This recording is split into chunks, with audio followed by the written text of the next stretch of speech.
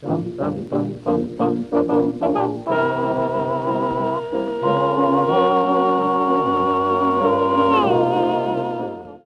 bansang ito, maraming pwedeng pagmula ng away.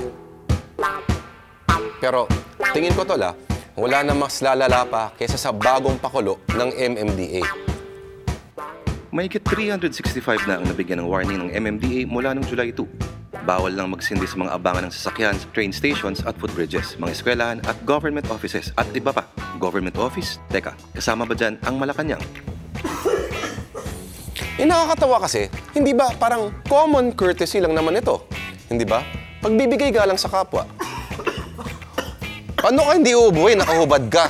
Lamig-lamig na kroma. Hindi ba? Hindi ka naman dapat umuutot sa harap ng ibang tao. Hindi ka iihi o dumudumi. Ganon din sa Yossi. Pero, dahil Pilipinas to, yung mga ganitong bagay, syempre, kailangan gawan pa ng batas. Dahil tayo ba ay likas sa pasaway? Kami dito sa Word of the Lord ay sumasang-ayon sa smoking ban na ito ng MMDA. Ang paninigarilyo ay delikado sa kalusugan.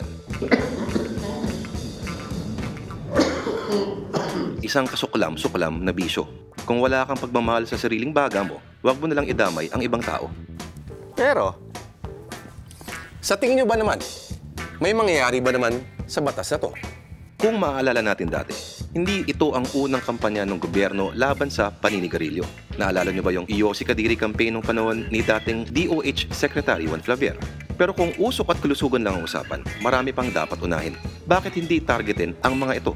Kung epektibong matarget ang mga ito, doon tayo maniwala na kayang madali ang mga pasaway na maninigarilyo.